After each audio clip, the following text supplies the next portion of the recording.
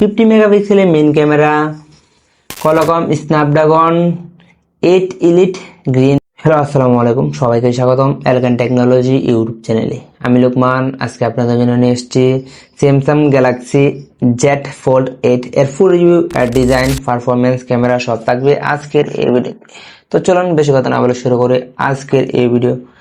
আমরা যদি ওই ফোনের ডিজাইনটার কথা বলি, ডিজাইনটা কিন্তু অস্থির লেভেলের। এটা সাইড ফ্রেমে ব্যবহার করেছে অ্যালুমিনিয়াম এবং ব্যাক প্যানেলে ব্যবহার করেছে গ্লাস। যেহেতু এটা অ্যালুমিনিয়াম, তো মোটামুটি ভালো একটা ফিল পাবেন। আর ব্যাক প্যানেলে ব্যবহার করছে গ্লাস, তো এখানে মোটামুটি ভালো একটা ফিঙ্গারপ্রিন্ট বসে যায়। তো হাতে পড়ে গেলে একটু ভেঙে যাওয়ার সম্ভাবনা একটু বেশি। এটার ওজন কিন্তু খুবই হালকা, 201 গ্রাম মাত্র ওই ফোনটার ওজন। এখন যদি আসি ওই ফোনের ডিসপ্লে সেকশনে, ব্যাক প্যানেলে যে ডিসপ্লেটুকু 5.5 ইঞ্চির একটি অ্যামোলেড প্যানেল এবং মেইন ডিসপ্লে ব্যবহার করেছে 7.6 ইঞ্চি একটি অ্যামোলেড প্যানেল, যেটার রেজুলেশন 403 ppi। তো রেজুলেশন ভালোই বলা যায়। তো এখানে রয়েছে 3000 নিট স্পিক, নিট ব্রাইটনেস, 120 হাইট পর্যন্ত রিফ্রেশ। এখানে কোর্নিং গরিলা গ্লাস দ্বারা প্রোটেকশন করছে যে গ্লাস প্রোটেক্টর। তো এই ডিসপ্লে নিয়ে মোটামুটি ভালোই বলা যায়।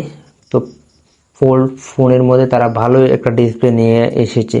এখন যদি আসি ওই ফোনের ক্যামেরা সেগমেন্টে, এখানে দুইটা camera module, 50 megapixel main camera এবং 50 মেগাপিক্সেল একটা আলট্রা শুটার পাবেন, যেটা দিয়ে আপনারা সর্বোচ্চ 4K 60 fps পর্যন্ত ভিডিও রেকর্ড করা যায়। ছবির কোয়ালিটি বেশ ভালো।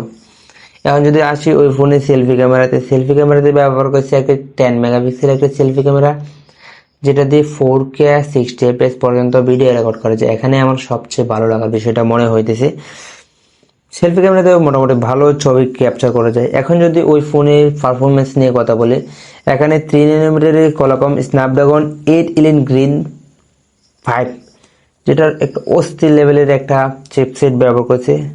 ওই ফোনটা অ্যান্ড্রয়েড 17 রান করছে।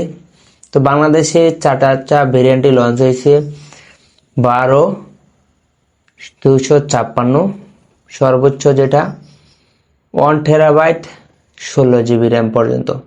তো এর প্রাইসটা 15,000 থেকে 50,000-এর মধ্যে পাই যাবেন।